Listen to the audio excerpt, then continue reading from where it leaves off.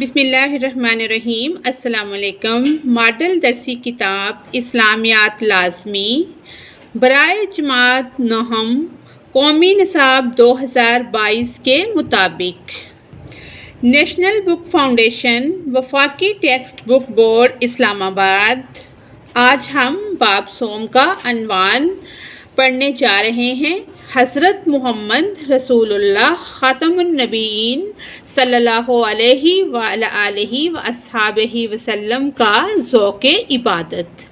حاصلات تعلم students learning out کم اس میں یہ ہے، اس سبق کو پڑھنے کے بعد طلبہ اس قابل ہو جائیں گے کہ وہ حضرت محمد رسول اللہ خاتم النبیین صلی اللہ علیہ وآلہ وصحبہ وسلم کے ذوق عبادت سے آگاہ ہو سکیں اور آپ صلی اللہ علیہ وآلہ وصحبہ وسلم کے ذوق عبادت کے واقعات سے سبق حاصل کرتے ہوئے اپنی عملی زندگی میں اللہ تعالیٰ کے ساتھ تعلق مضبوط کر سکیں۔ علم اور صلاحیت۔ علم اس میں یہ ہے، حضرت محمد رسول اللہ ختم النبیین صلی اللہ علیہ وآلہ وصحبہ وسلم کے ذوق عبادت سے آگاہ ہو سکیں، آپ صلی اللہ علیہ وآلہ وصحبہ وسلم کے عبادت کے واقعات و معمولات سے واقف ہو سکیں۔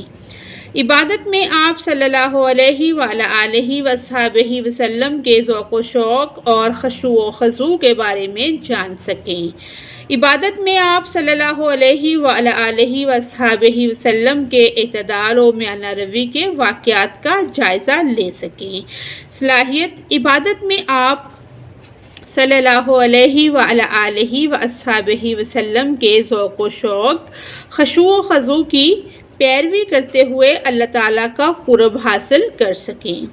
آپ صلی اللہ علیہ وآلہ وصحبہ وسلم کے اعتدال و میانہ روی کے واقعات کی روشنی میں اپنی عملی زندگی میں اعتدال کی صفت کو اپنا سکیں۔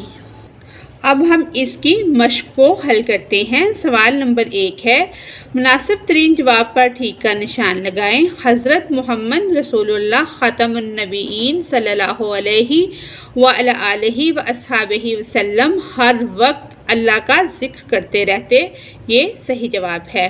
دوسرا سوال ہے، آپ صلی اللہ علیہ وآلہ وصحبہ وسلم نے نماز کو آنکھوں کے لیے کیا قرار دیا؟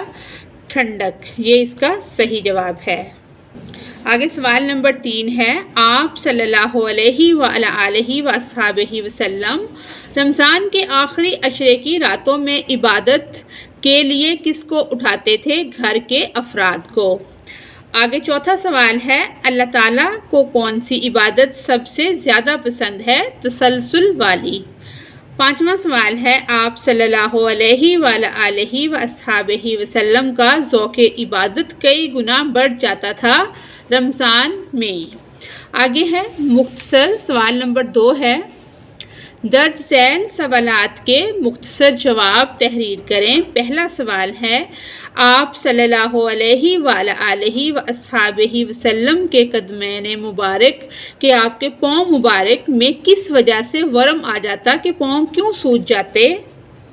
اس کا جواب ہے، حضرت محمد رسول اللہ خاتم النبیین صلی اللہ علیہ وآلہ وصحبہ وسلم تہجد کی نماز میں اتنی دیر تک قیام فرماتے رہتے کہ آپ صلی اللہ علیہ وآلہ وصحبہ وسلم آپ صلی اللہ علیہ وآلہ وصحبہ وسلم کے قدمین مبارک میں ورم آ جاتا تھا۔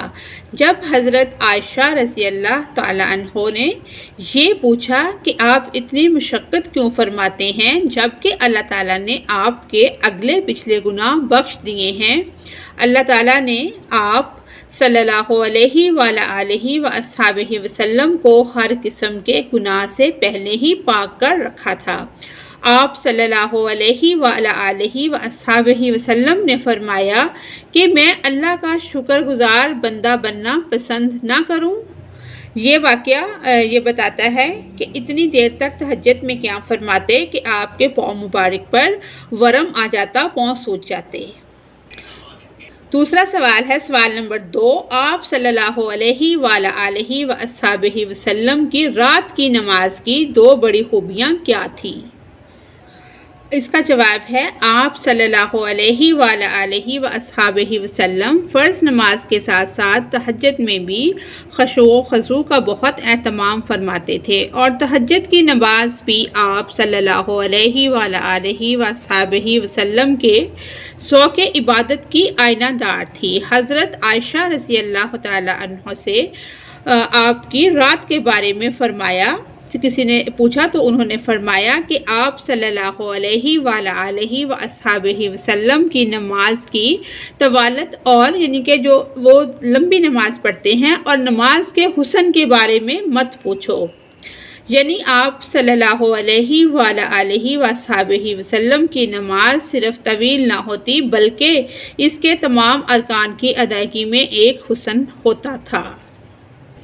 آگے تیسرا سوال ہے، آپ صلی اللہ علیہ وآلہ وصحبہ وسلم صحابہ کرام رضی اللہ عنہم کو عبادت میں کس چیز کی ترغیب دیتے تھے؟ آپ صلی اللہ علیہ وآلہ وصحبہ وسلم صحابہ کرام رضی اللہ عنہم کو بھی اخلاص، خشوع و خضوع اور اعلیٰ ترین ذوق کے ساتھ عبادت کی ترغیب تو دیتے تھے۔ آپ صلی اللہ علیہ وآلہ وصحبہ وسلم کی اپنی کیفیت یہ تھی کہ دوران نماز اس قدر رکعت طاری ہوتی کہ آپ کی داڑھی مبارک آنسوؤں سے تر ہو جاتی۔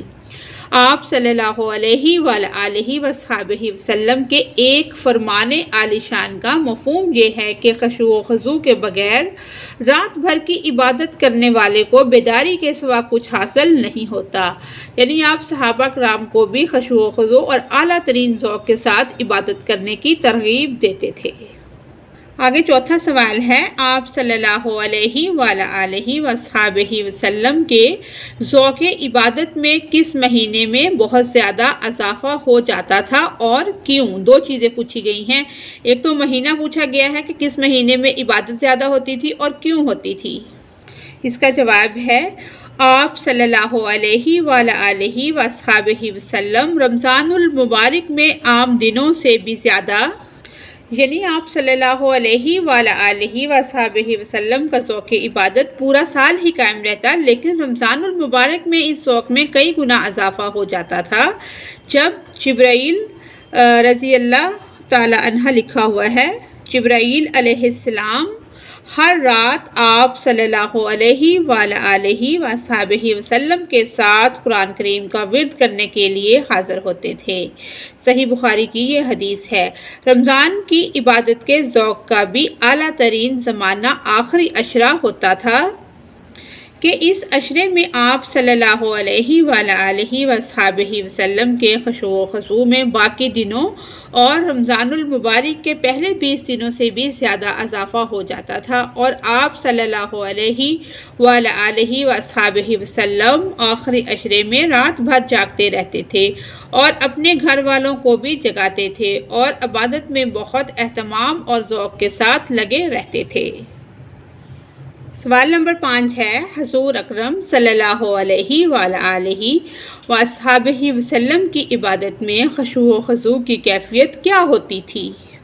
اس سوال کا جواب ہے کہ یہ واقعہ نبی کریم صلی اللہ علیہ وآلہ وصحبہ وسلم کے ذوق عبادت اور نماز میں خشوع و خضوع کا آئینہ دار ہے۔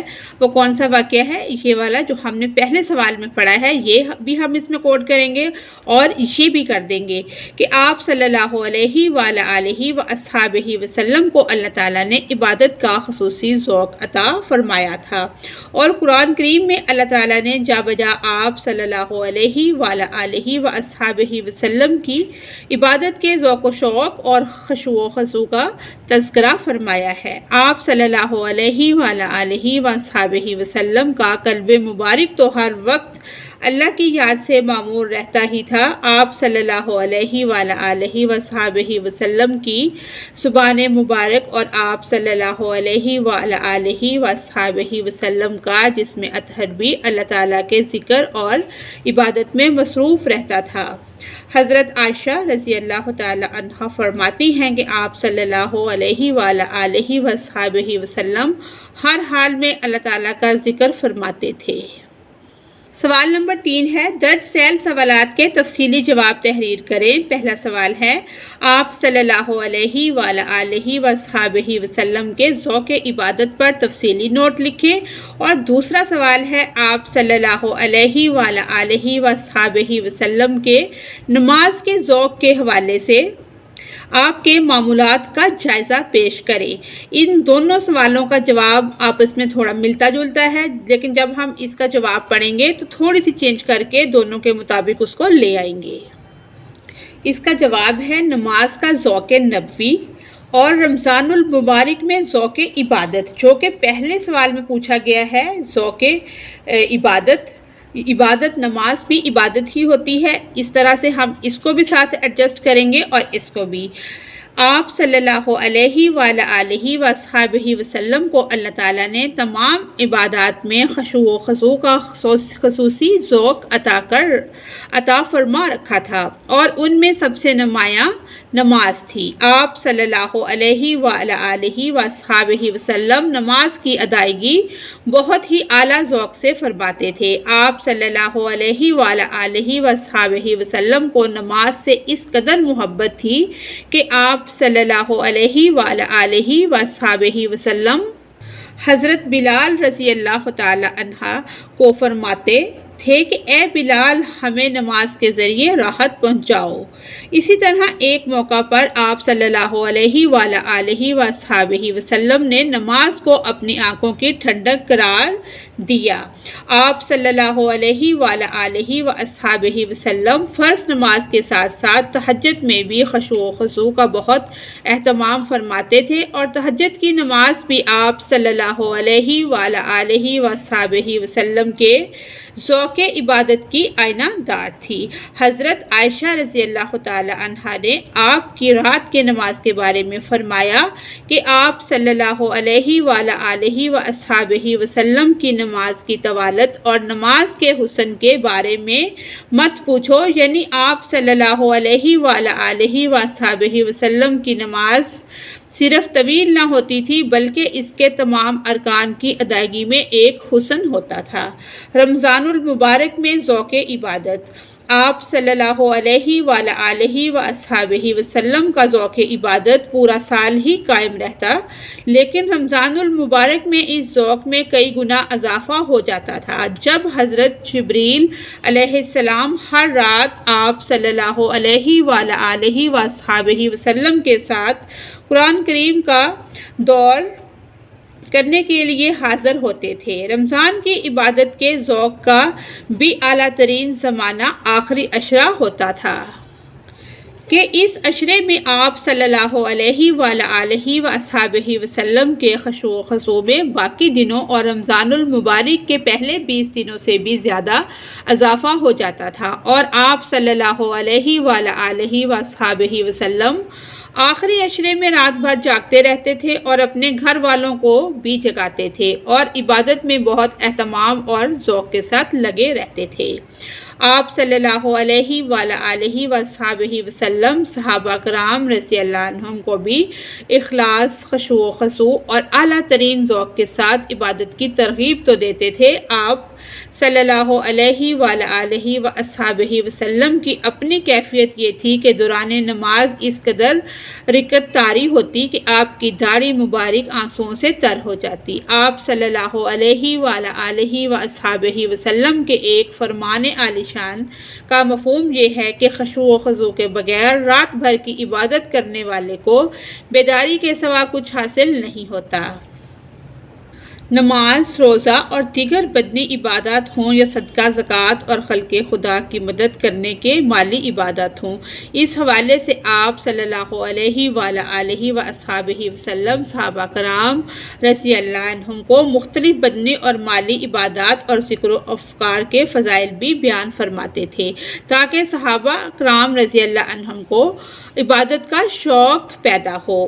آپ صلی اللہ علیہ وآلہ وصحبہ وسلم اہل بیت اطہار رضی اللہ عنہم کو رمضان المبارک کے آخری عشرے میں بہت اہتمام سے عبادت کرنے کا حکم فرماتے۔ آپ صلی اللہ علیہ وآلہ وصحبہ وسلم عبادت میں زیادتی کی بجائے اعتدال، استقامت، میانہ روی اور تسلسل کی ترغیب دیتے ہوئے فرماتے تھے کہ اللہ تعالیٰ کو نیک اعمال میں سب سے زیادہ پسندیدہ عمل وہ ہے جو مسلسل ہو، اگرچہ تھوڑا ہی کیوں نہ ہو۔ اس بات کو سمجھانے کے لیے آپ صلی اللہ علیہ وآلہ وصحبہ وسلم نے حضرت عبداللہ بن عمر کو فرمایا، اے عبداللہ، فلاں کی طرح مت ہو جانا جو رات کو اٹھ کر عبادت کیا کرتا تھا اور پھر اس نے عبادت چھوڑ دی۔